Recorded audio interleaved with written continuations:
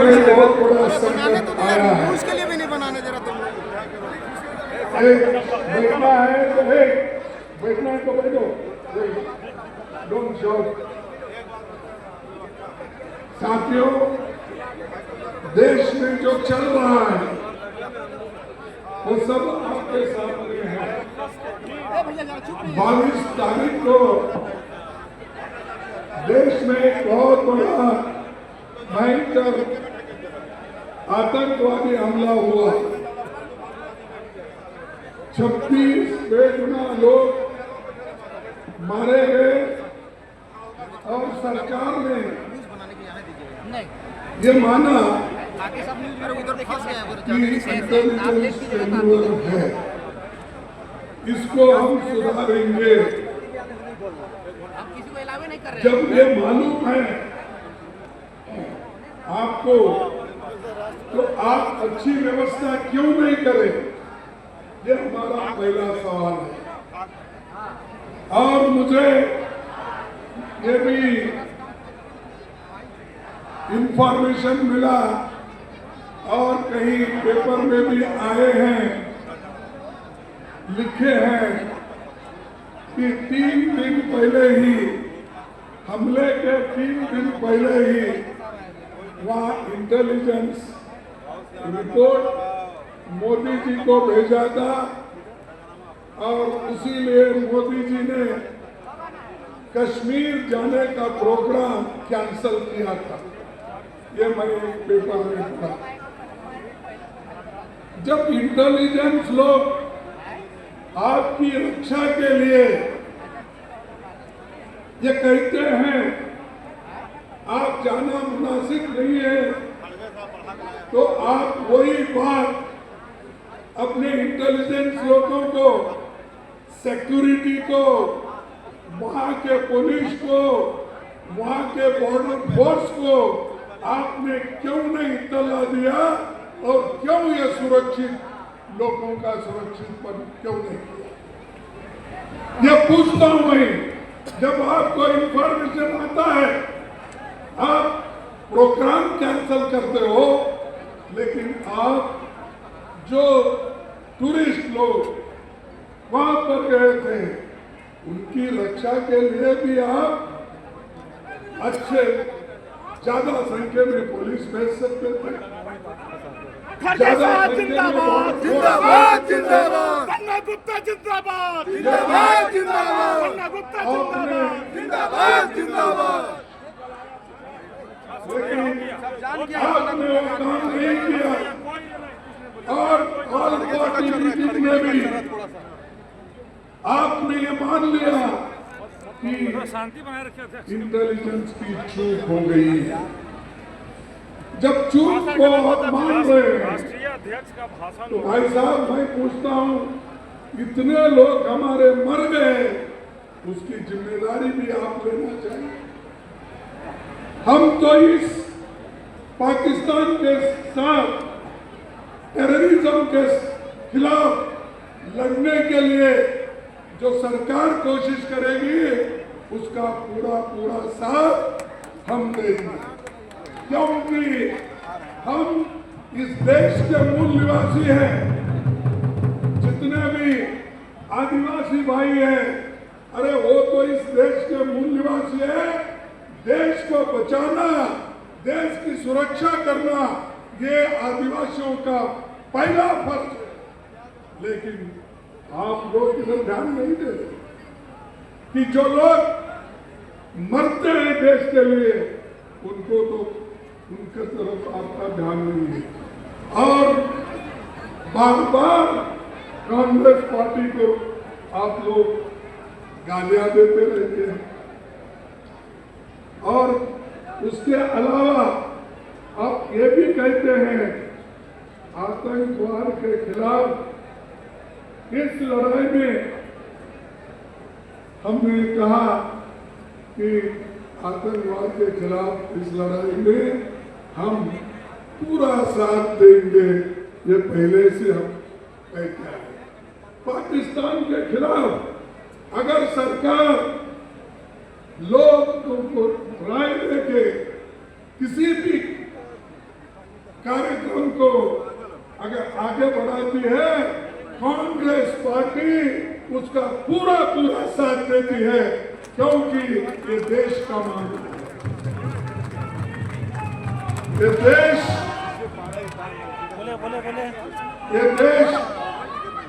ये देश सबसे बड़ा है। उसके बाद तुम्हारी पार्टी आती है, तुम्हारा धर्म आता है, तुम्हारी जात आती है। देश के सामने कुछ नहीं, और हम देश के लिए अपनी जान दिए हैं। इंदिरा गांधी जी ने जान नहीं दी इस देश में एकता रखने के लिए, दी या नहीं दी? राजीव गांधी जी ने अपना जान दिया या नहीं दिया? और महात्मा गांधी जी ने आजादी लाकर अपनी जान खोई। एक गद्दार ने उनके छाती पे गोली मारकर उनको मार दिया। और महात्मा गांधी को किसने मारा? जोर से बोलो, मुझे सुने नहीं आ रहा। हाँ, अच्छा, हम वहां से आते हैं। हम गांधी जी के शिष्य हैं, इंदिरा जी के शिष्य हैं, और हम राजीव गांधी के शिष्य हैं। सोनिया गांधी जी ने अपनी पूरी जिंदगी देश के लिए त्याग की। प्राइम मिनिस्टर बनने का मौका आया, 2 बार उन्होंने ठुकराया अधिकार को, लेकिन ये लोग 100 जान लेकर आज अधिकार में बैठना चाहते हैं। तो इसलिए भाइयों, हमको अपना काम करना है देश के हित में, और इसीलिए हमने चंद उसूल तैयार किए। एक तो है कि हम पहला एक ओबीसी का कास्ट सेंसस था, यानी जातीय जनगणना। ये राहुल गांधी जी ने और पूरे पार्टी ने यह तय किया है कि ओबीसी की जातीय जनगणना होना चाहिए। पहले तो मोदी जी बोले और बीजेपी के लोग बोले, क्या बोले कि तुम जातीय जनगणना लाकर इस मुद्दे को उठाकर तुम लोगों को डिवाइड कर रहे हैं, टुकड़े टुकड़े कर रहे हैं। ये उन्होंने कहा। मैं पूछता हूं, जब हम कहे तो आपने बोला देश के टुकड़े कर रहे, धर्म के टुकड़े कर रहे, जाति जाति में झगड़ा लगा रहे, आपने कहा। लेकिन आज जो बात हम पहले बोलते थे, राहुल गांधी जी जो पहला बोलते थे, उसी बात को आज आपने दोहराया है और कहा है कि हमारे आगे आने वाले सेंसस में हम सबकी कास्ट उसमें जाति उसमें नमूद करेंगे। तो जीत आपकी हो गई। जो कांग्रेस पार्टी के वर्कर्स हैं, जो आप लोग बैठे हैं, आपकी जीत हो गई और मोदी जी हार गए। इसीलिए जाति जनगणना में आज जाति के वो कॉलम आ गया है। मैं ये किसी को इंसल्ट करने के लिए नहीं बोल रहा। अरे भाई, जो बोलते हो वैसा चलो ना। बोलते हैं, करते हैं। और आपके लोग तो ये बोलते थे पहले, कौन कि वो शाहन ने एक बार बोला, अमित शाह जी ने क्या बोला, भाई 2 करोड़ नौकरी देना एक जुमला है। बोले 15-15 लाख रुपए बाहर का काला धन लाके तुम्हारे जेब में डालना, ये भी जुमला है। बोले अरे जुमले वालों, आप सुनो, जिस काम के लिए हम लड़ते हैं दिल से लड़ते हैं, लोगों के लिए लड़ते हैं, गरीबों के लिए लड़ते हैं, और वो जुमले बोलते फिरते हैं। इसलिए आप लोगों को बहुत एक होकर लड़ना है और इसलिए पार्टी को मजबूत करना है। पार्टी नहीं है तो कोई मंत्री नहीं बनेगा, पार्टी नहीं है कोई मुख्यमंत्री नहीं बनेगा, पार्टी अगर नहीं है तो केंद्र में हमारी सरकार भी नहीं आएगी। पहले लड़ो और तुम हासिल करो, जब मंजिल पे हम पहुंच जाएंगे फिर देश में एक जिस तरह इंदिरा गांधी जी ने गरीबों के लिए काम किया उसी ढंग से हमारी कांग्रेस पार्टी काम करते रहेगी। तुम्हारे लिए हर चीज की सहूलत मिलते रहेगी। भाइयों, सोशियो इकोनॉमिक जो हमारी थियरी है, जो कांग्रेस पार्टी ने उठाई है, जो राहुल जी गांधी जी ने उठाई है, ये हमारे को सामाजिक न्याय के साथ आर्थिक न्याय मिलना, शैक्षणिक न्याय मिलना, इसके लिए गरीब लोग लड़ रहे हैं, इसके लिए बैकवर्ड के लोग लड़ रहे हैं, इसके लोग दलित लोग लड़ रहे हैं, आदिवासी लड़ रहे हैं, सभी लोग लड़ रहे हैं। इसलिए कि वो इस देश के मूल निवासी है, इस देश को बचाना भी चाहते हैं, इस देश को आगे ले जाना भी चाहते हैं। तो भाइयों, मैं आपको और एक बात कहूंगा, ये तो एक तरफ है, मैंने कल प्रधानमंत्री जी को एक खत लिखा हूं और ये खत पहले भी लिखा था, उसमें 3 मांगे मैंने उनके सामने रखी है जो राहुल गांधी जी ने भी पार्लियामेंट में रखा था। पहला मेरा मांग है, क्या सेंसस कराने के लिए सभी दलों के साथ लेकर सभी मुद्दों पर आम सहमति बनाई जाए और प्रक्रिया को जल्दी शुरू करके जल्द से जल्द ये सेंसस की कार्रवाई जातिगत जनगणना का होना चाहिए। ये पहला मुद्दा है। दूसरा, आर्टिकल यानी कलम 15(5) इसके तहत सब गरीबों को, दलितों को, आदिवासियों को, ओबीसी को प्राइवेट इंस्टीट्यूशन में भी उनको रिजर्वेशन मिलना चाहिए। क्यों इसके ऊपर खुश नहीं है आप? खुश नहीं है? अरे तुम्हारे लिए लड़ रहे हैं हम और आपके लिए राहुल गांधी कन्याकुमारी से कश्मीर तक चले, मणिपुर से मुंबई तक चले, लेकिन आपको होश में भी नहीं। ये 15(5) क्योंकि सरकारी नौकरियां तो बंद हो गई। अब देखिए यहाँ PHEL के लोग आए, पब्लिक सेक्टर है वो, गवर्नमेंट की सेक्टर है वो, उनको 6 महीने से तनख्वाह नहीं, हमको शर्म आती है। और मोदी जी कहते हैं लोग बड़े सुखी हैं, बहुत पैसा है। अरे तुम्हारा पैसा घर में रख लिए क्या?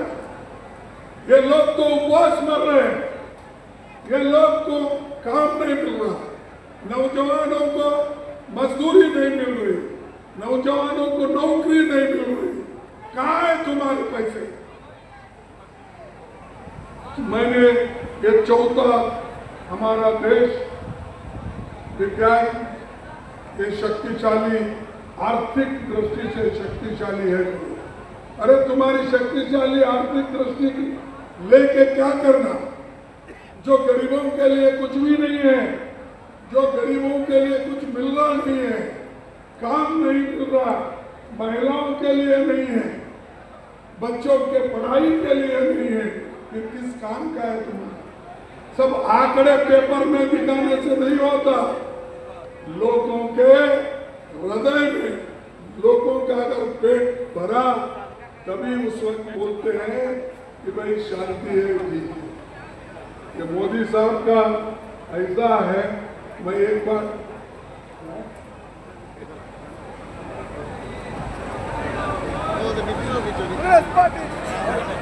तो मैं वही कहा, यहाँ पब्लिक सेक्टर बंद करके फिर किसी के हाथ में देके इस हमारे रांची के लोगों को यहाँ से निकालने की कोशिश कर रहे हैं। यहाँ एचईसी है और बड़े दूसरे कारखाने थे और 2-2 साल से अगर इनको तनख्वाह नहीं मिली तो कैसा उनके बच्चे को पढ़ाएंगे, कैसे वो खाना खाएंगे? वो मजदूरी कर रहे हैं रास्ते पे। तो ये मोदी जी की पॉलिसी है कि पब्लिक सेक्टर बंद करो और शेड्यूल कास्ट, शेड्यूल ट्राइब्स और बैकवर्ड क्लास की नौकरी छीन लो। ये काम करो। 30 लाख वैकेंसीज है सरकार में, क्यों नहीं भर रहे? इसीलिए नहीं भर रहे। अगर वो वैकेंसी भरे तो गरीब के बच्चे, गरीब के लोग वहां पर नौकरी करेंगे और उनका पेट भरेगा। इसीलिए वो भूखे मारना चाहते हैं, लोगों को दबाव और तंग करना चाहते हैं। तो इसको आप होशियारी से आपको काम लेना होगा और हमारी संगठन को मजबूत करके जहाँ जहाँ हमारे पे अन्याय होता है, जहाँ जहाँ गरीबों पे अन्याय होता है, आप आवाज उठाना चाहिए। अगर आप आवाज नहीं उठाए कोई पूछने वाला नहीं है। बच्चा जब रोता है तब माँ उसको दूध पिलाती है। वैसा ही तुम लड़ेंगे तो ही तब कुछ हमको मिलेगा। अगर नहीं लड़ेंगे, एक नहीं हो जाएंगे, संविधान की रक्षा अगर नहीं करेंगे तो आपके दिन खराब है। इसीलिए दूसरा, एक तो 15/5 का बोला, एक तो सेंसस का बोला, तीसरा 50% आज रिजर्वेशन कैप है। अगर हमने मोदी को भी लिखा, ये मैंने जब भी कहा आपको 50% कैप हटाओ और जो काम यहाँ पर हमारे चीफ मिनिस्टर और कांग्रेस पार्टी मिलके ये 50% कैप को हटाने के लिए और 27% रिजर्वेशन के लिए सरकार ने निर्णय ली है और उन्होंने गवर्नर के पास भेजा तो अभी तक उसकी मंजूरी नहीं आई। ये गवर्नर लोग अपने पास अच्छे कानून हम जो बनाते हैं उसको वहीं रख लेते हैं। इसीलिए सुप्रीम कोर्ट ने थप्पड़ मार दिए और कहा है कोई भी कानून बनता है गरीबों के लिए और राज्य सरकार करती है उसको जल्द से जल्द सिग्नेचर करके मंजूरी देके भेजना चाहिए। ये किसने कहा? सुप्रीम कोर्ट ने कहा। तो आज जल्द से जल्द जो भी अच्छे कानून झारखंड की सरकार बनाई है उसको मंजूर करके भेजना चाहिए, नहीं तो देश में गड़बड़ हो जाए। क्योंकि जो लोगों की मांग है, अगर उस मांग को आप इज्जत नहीं देते तो आप ये सोचिए कि कल आपको पछताना पड़ेगा। भाइयों, और एक बात मैं कहने के लिए यहाँ पर ठहरा हूँ। 11 साल केंद्र सरकार फेडरल स्ट्रक्चर की बात करते हैं, क्या सभी लोग मिलके रहेंगे, सभी स्टेट मिलके रहेंगे, लेकिन ये लोगों ने हमारे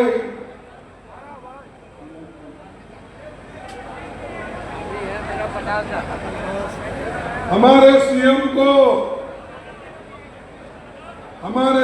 को जेल भेजा। इन्होंने मिलीजुली सरकार हमारी एकता को तोड़ने के लिए उनको जेल भेजे। अरे तुम तो बोलते हैं हम गरीबों की रक्षा करें, और एक आदिवासी चीफ मिनिस्टर उसको तुम जेल में जाके डाल के आज उसके तरफ देखकर हंसते हो। ये नहीं चलेगा।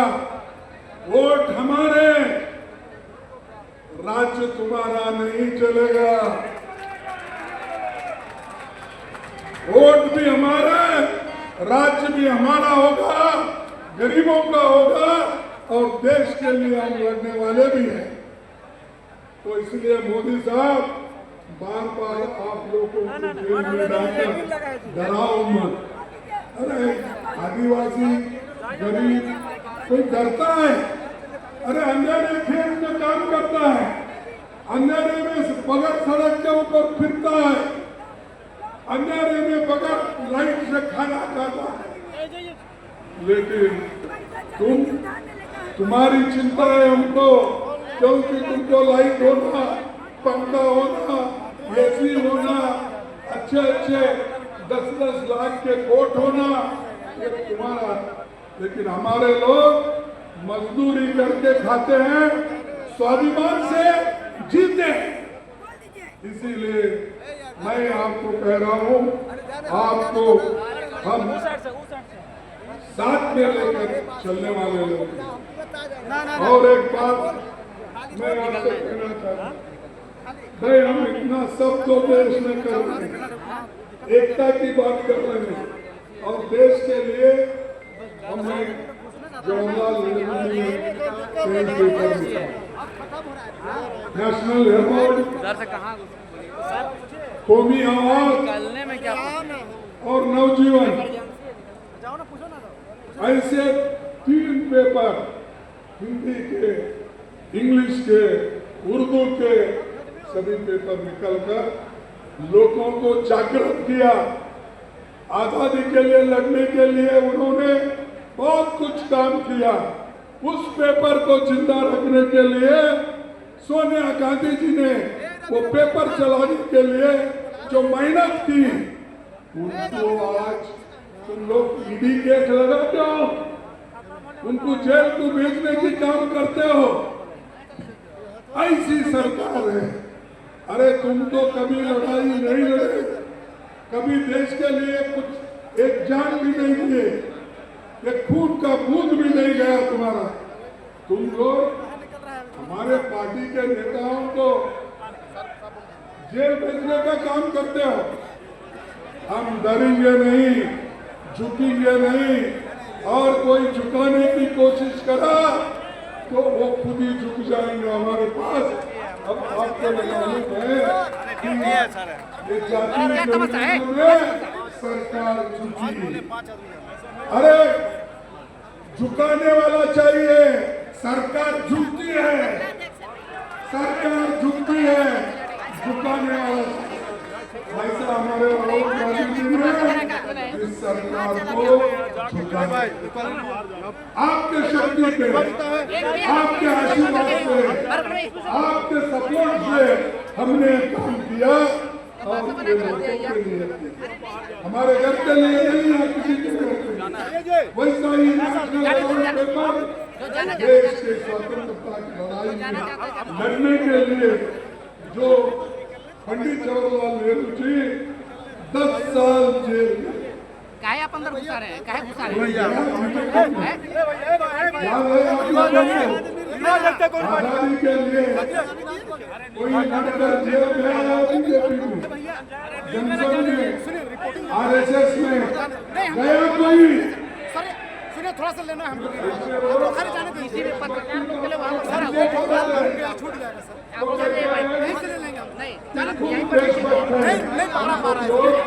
जो सही बोलते हैं वो करते हैं। यहाँ तक कि हमको ही नहीं, अगर कोई अच्छा दिखता है उसको मजाक बना करके जेल में, कोई अच्छा बोलता है, लेट हो गया कोई अच्छा कवि है, सुनिए ना उसको भी जेल में डालते हैं। सर, मैंने दीजिए हम लोग अरे फ्रीडम ऑफ एक्सप्रेशन, हम ऊपर जाने यहीं पर रहेंगे। फ्रीडम ऑफ सुनिए प्रेस कवरेज छूट जाएगा बहुत सबको सर नहीं हो पाएगा। दबा के रखा है, वो मोदी ने दबा के रखा है, शाह ने दबा के रखा है। आपके लिए तो बना हुआ है, आपके लिए तो बना हुआ है जगह। लेकिन देखने आए हैं, खबर कर रहे हैं। आप आगे से नहीं जगह नहीं बन पा रहा है। उनको ओ बाबा झंडा नहीं, झंडा सीबीआई का केस कर रहे हैं। बोले उनको झंडा ईडी में 200 केसेस में एक आदमी को शिक्षा मिली, 2 आदमी को शिक्षा मिली। झंडा नीचे रखो। 200 केस में 2 आदमी को आज तक शिक्षा मिली। क्यों? क्योंकि सबको सताने के लिए केस डालना, डराने के लिए डालना, हटाइए ना झंडा। और लोग डर के मारे उनको शरण जाना। तो इसीलिए मैं कहूँगा कि हमारी पार्टी तुम्हारे वजह से, तुम्हारे साथ खड़े होकर ये अच्छा काम करते चलेगी और हम मजबूती के साथ भाइयों, सीधा ले लीजिएगा स्टेज का। तो मैं ये कहूँगा और एक बात आपको कि ये पार्टी का कार्यक्रम है, इसको अभी हमारे सेक्रेटरी ने आपको सबको सर्कुलर भेजा होगा। यहाँ पे PCC प्रेसिडेंट है, CLP लीडर है और बहुत से लीडर है। अभी हमारा 40 दिन का कार्यक्रम है। संविधान बचाओ ये रैली है, 40 दिन का भी है, हर जगह चलते रहेगा। इसको आप जिले जिले में आपको करना होगा, ब्लॉक लेवल पे करना होगा, बूथ लेवल पे मजबूती बनाना होगा। बूथ लेवल से लेकर तुम PCC तक काम करते रहेंगे, यही हमको शक्ति मिलेगा और इसी के वजह से हमारी पार्टी मजबूत बनके लड़ने के लिए आगे कदम बढ़ेगी। भाइयों, मैं आपको ये विनती करूंगा, आप घर घर जाना पड़ेगा, बैठे जगह कुछ नहीं मिलता। मैं एक छोटी सी एक मिसाल देता हूं। सर क्या बोल रहा है? 2 लोग थे, जी नहीं, बड़े दोस्त थे, क्या ये और दोनों छोड़िए ना, हमको नहीं जाने देंगे हम। रोज मिलते आप थे एंटी सबऑर्डिनेट चेकिंग कराइए, चुपचाप और आइए। बोलते थे आज किस जगह ठहर के बीच बन, यानी क्या कहते हैं आप हिंदी में उसको, ये दान मांगना। भाई साहब तो जब कभी शुक्रवार होता था, फ्राइडे के दिन वहाँ दोनों ठहरते थे और पुकारते थे, अल्लाह के नाम पे कुछ दो, अल्लाह के नाम पे कुछ दो। कोई 1 दिन दिया, 2 दिन दिया, 3 दिन दिया, इसके बाद बोले भाई इनका यही है, छोड़ दो कोई नहीं। और सोमवार के दिन मंदिरों के पास जाके बैठते थे और वो पूछते थे भगवान के नाम पे कुछ दो, भगवान के नाम पे कुछ दो, कहते थे लोग थोड़ा करें। अब रोज इनका देखने के बाद वो समझे कि भाई रोज का ही इनका कहना है, तो हम क्या करें। इसीलिए दोनों दोस्त की परेशानी है, आज हमको कुछ भी नहीं होगा। फालतू आदमी लोग को रखे हैं, खबर करेंगे हम लोग। ये अपना मजदूरी करने की आदत नहीं थी। दोनों आदमी थे, आप तो समझिए सर, दोनों ने बहुत चिल्लाकर जो कारोबारी गेट नहीं है, लोगों के पास समझ रहे हैं यहाँ से वहाँ से पैसे सब्जी मांगे। बनाते हैं। एक दिन क्या हुआ कि दोनों ऐसी खड़ी धूप थी, मस्जिद के सामने ठहरे, दोनों ये लोग बोल रहे हैं कि डेढ़ है। मुस्लिम था, दोनों दोस्त थे। तो अब खत्म हो जाएगा, छोड़ो। पुकार पुकार कर मांगने लगे अल्लाह के नाम पे, अल्लाह नहीं के नहीं, कोई नाम दिक्कत पे। नहीं, अरे ठीक है, ये तो ना। कोई उधर ध्यान नहीं दिया। सही नहीं। उसके पीछे अच्छा, हम लोग को देखो। वहाँ एक मिनट के लिए रोड के पीछे एक सुनिए ना भैया, अब तो समझदार ड्रेनेज था। हम लोग को फुटेज कर ले। तो वो यहाँ का ड्रेनेज देखने के के लिए पास ही उसके ठहर बाद गए हम लोग छोड़ेंगे। और लोगों को आकर्षण करने के लिए पहले तो 2 पैर पे हम ठहरे, समझ रहे हैं फिर पत्रकार बाद में उससे 1 बात पैर कीजिएगा पे तो ठहरे। कोई देखा ही नहीं। तो उनको धूप में आया, चक्कर आया, एकदम दोनों गिर गए। हम लोग खुद नहीं जाएंगे। गिर जाने के बाद ऐसी जगह है, बहुत इनका ऐसी पैर जगह टूटा। है। ये बॉक्स में जाना ही नहीं, हम खुद नहीं जाएंगे, भैया जो जाकर फंसेगा। पैर टूटने के बाद लोग उधर से इधर से भागते रहे, उसको उठाओ पानी लाओ, दूध लाओ, नींबू शरबत लाओ, कुछ लाओ, सब लोग खिलाने वाले वहाँ जम गए। सब खिलाने के बाद उसको वहाँ से हॉस्पिटल सब में गेट जाना, खुला है, वहाँ खोल दिए हैं। किसी एम्बुलेंस उसको उठाकर हॉस्पिटल में लेके जा रहे थे। कलाम, ले जाने के बाद उसको हॉस्पिटल में लेके जाए, मना कर रहे हैं, लिस्ट में कोई तब इनको ले जाइए, इनको ले जाइए, पूछे हमको जाना है। हम तो 4 बजे से क्या है? हम जाएंगे। और ऐसा ऐसा मैं जान पूछता। सुनिए ना सर, हम लोग न्यूज तब उसने बोला दूसरा, भाई भगवान बेटा है लेकिन टांग तोड़ के साइड से हम दे। लोग ले लेंगे, उनका फुटेज चलाना है। मिलता है मैदान तुमको, बचाओ मना कर रहे हैं, तोड़ के दे। हम जा करके समझे। तो ऐसा ये दोनों इधर ही से लोग ले हमारे लो, पास ये ना दोस्त मिलते हैं। हैं। सुनिए ना, आपको बोले उस टाइम में घुसे। चलो हर एक के पास पूछने जाते हैं, लेकिन कोई आपका स्वभाव तो सबको मालूम होगा और आपका साथ अब कोई नहीं देगा। तुमको परेशानी के साथ, आज फ्रस्ट्रेशन के साथ दूसरों पे आप हो। आज अलग से मिलेगा, चलेगा। जो गरीब परिवार के लोग हैं, यहाँ देख लिया, यहाँ लोगों को मैया योजना, 4 बजे से मैया योजना से पूरा हमारी सरकार दो बात बोल पाइएगा। इतना काम कर रही है कि उससे सारे महिलाएं खुश हैं और सारे लोग भी इस मैया योजना से खुश हैं। है या नहीं? पहले था क्या ये? तो एक कांग्रेस सरकार और JJM दोनों मिलके करे सो ये है। तो ऐसा काम हमेशा हम करते हैं और ये हमारे इलेक्शन के मैनिफेस्टो में भी था। तो भाइयों, मेरा कहने का यही है मकसद कि आप अच्छे योजना उसी वक्त ला सकते हो जिस वक्त आप एक होकर लड़के बाहर आएंगे, मजबूती के साथ हमारे लोग चुन के आएंगे, तो ये पूरा उस वक्त आपको मिलेगा। और एक बात मैं आपसे कहना चाहता हूँ, ये आदिवासियों को फॉरेस्ट राइट है, ये कांग्रेस सरकार ने दी 2006 में, और इसको बचाने का काम हमको करना है। संविधान में हमने सब कुछ गरीबों के लिए लाया, उस संविधान को बचाने का काम आपको करना है। जो डॉक्टर अंबेडकर ने सबके लिए तैयार किया है ये संविधान, कांग्रेस पार्टी ने पूरा बाबा साहब अंबेडकर को सपोर्ट करके गरीबों के लिए जो कानून होना वो उन्होंने करके दिया। उसको बचाने का काम आपका है।